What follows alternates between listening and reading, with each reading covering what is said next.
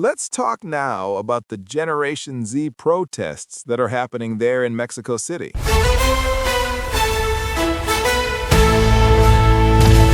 In fact, they're happening in several cities in Mexico. All right? You remember that a few days ago, the mayor, Carlos Manzo, was killed in a small village near Mexico City. He was killed by traffickers.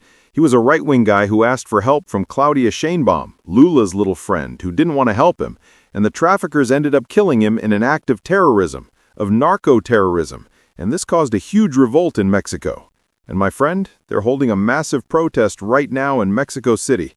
I'm just going to give you a preview of the situation. This here is the central square of Mexico City. This is happening right now. The president, Claudia Sheinbaum. Claudia Sheinbaum ordered all these things to be put up here. These steel barriers, you know those steel plates? They've already been removed. The protesters knocked down the entire steel barrier and are now confronting the police directly, trying to break into the presidential palace there. They cut through the steel plates. My friend, it's absolute chaos in Mexico. This is happening right now over there. A huge mess. I'm going to talk here about what's happening at this moment, and later I'll make another video when I have the final conclusion of this story. Security concerns are now putting pressure on left-wing allies of President Lula across Latin America. And let me tell you something very clearly. The left is losing the hearts and minds of the entire region. They no longer have real answers for the problems people are facing. Their solution is always the same: more government, more intervention, higher taxes, expanding state power. But none of that actually solves anything. This narrative of treating criminals, especially drug traffickers, as victims of society is the same line repeated by Claudia Sheinbaum and by Lula. Sheinbaum recently won the election in Mexico, but her approval rating is already collapsing, dropping close to zero as these protests intensify. And here's an important point. These protests are violent. I've said many times that I don't support violent demonstrations because I believe they're unnecessary.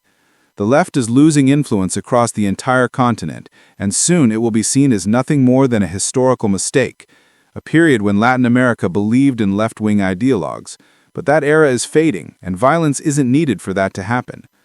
Still, it's almost ironic to watch people here in Brazil celebrating, saying things like, "We ended Bolsonarism, the left is back, left-wing democracy has won, the right is finished." Reality is proving to be very different. These people have no idea how big the situation really is. It's like someone standing in rising water. The water reaches their ankles, it drops a little, and they think, all right, problem solved. But they don't see the massive wave forming right behind them. They still haven't realized the scale of what's coming. Idiots like Alexandre de Morales, Gilmar Mendes, and Barroso believe they've fixed the situation in Brazil. They have no clue that things haven't even truly begun yet, not even close.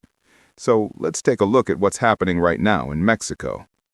This is Marcel Carrillo, an activist and one of the people helping organize these demonstrations. He's showing what the situation looks like on the ground.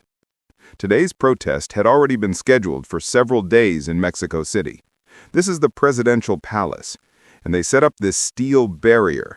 Claudia Sheinbaum ordered the installation of a large steel wall to protect the building. And it's not just in Mexico City.